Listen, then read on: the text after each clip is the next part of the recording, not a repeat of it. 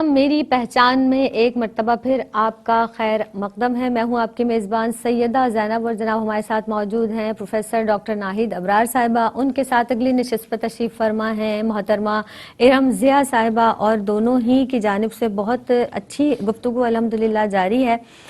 یہ جو ٹاپک ہے یہ از خود، کیونکہ انسان خود اتنا پیچیدہ ہے کہ یہ ٹاپک بھی ظاہر ہے اس کو بہت زیادہ سمجھنے کی ضرورت ہے، جیسا کہ میں نے اپنے ابتدائیہ میں بھی آپ کے سامنے یہ بات آپ کے گوش گزار کی تھی کہ ہمیں پوری ذہنی بیداری کے ساتھ اس پروگرام کو دیکھنا ہے، سمجھنا ہے، اور اس کے بعد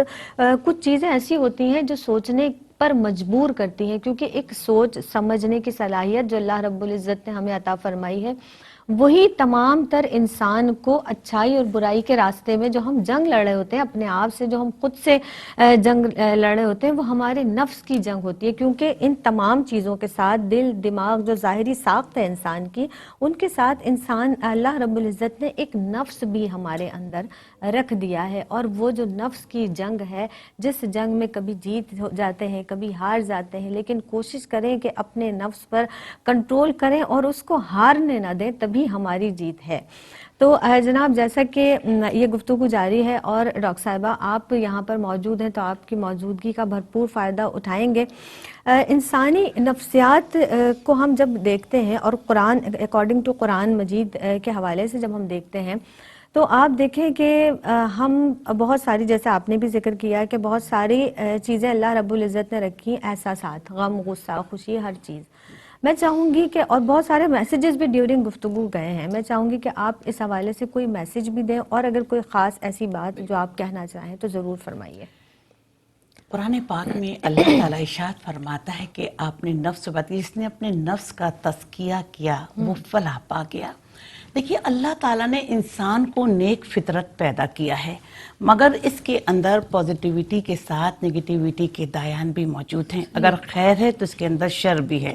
اچھائی ہے تو برائی بھی ہے، نیکی ہے تو بدی بھی ہے، جھوٹ ہے تو سچ بھی ہے، محبت ہے تو نفرت بھی ہے۔ اب انسان کا یہ اختیار ہے کہ وہ اچھا پہلو اختیار کرتا ہے یا برا پہلو اختیار کرتا ہے، خیر کے راستے کو اپناتا ہے یا شر کے راستے کو اپناتا ہے،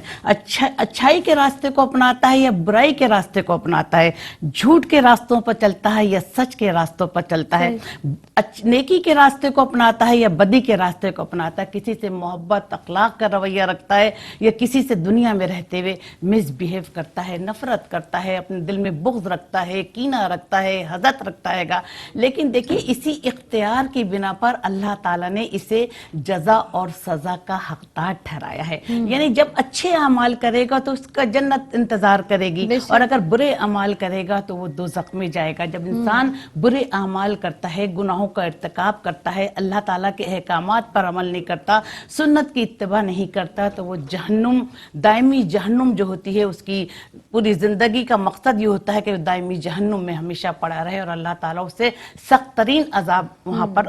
دے گا۔ لیکن جب انسان اچھائی کا راستہ اختیار کرتا ہے، نیک اعمال کرتا ہے، بڑوں کا ادب کرتا ہے، چھوٹوں سے شفقت سے پیش آتا ہے، تو اللہ تعالیٰ اس نیکی کے راستے کو اپنانے کی وجہ سے جنت جو ہے وہ اس کی مشتاق رہتی ہے گی۔ قرآن پاک میں اللہ تعالیٰ ارشاد فرماتا ہے کہ جس نے اپنا چہرہ اپنے رب کے لیے جھکا لیا کہ وہ نیکی کرنے والا ہے، تو اس کا اجر اس کے رب کے پاس ہے، نہ اسے خوف ہوگا نہ اسے کوئی غم ہوگا۔ کہ جو انسان محبت کرے تو اس انداز سے کہ خدا کے لیے وہ دوستی رکھے اور اللہ کے لیے وہ کسی سے دشمنی رکھے۔ حضرت ابوبکر صدیق رضی اللہ تعالیٰ عنہ نے نبی کریم صلی اللہ علیہ وسلم کی خدمت میں حاضر ہوئے، کہا رسول اللہ، مشرکین سے لڑنے کے علاوہ بھی کوئی جہاد ہوتا ہے؟ تو نبی کریم صلی اللہ علیہ وآلہ وسلم نے فرمایا کہ اے ابوبکر، اللہ کی زمین پر کچھ ایسے مجاہدین رہتے ہیں جو مطلب کہ شہداء سے زیادہ افضل ہیں گے، جو رزق پاتے ہیں، چلتے پھرتے ہیں، اور ان کے لیے جنت کو سنوارا جائے گا جس طرح حضرت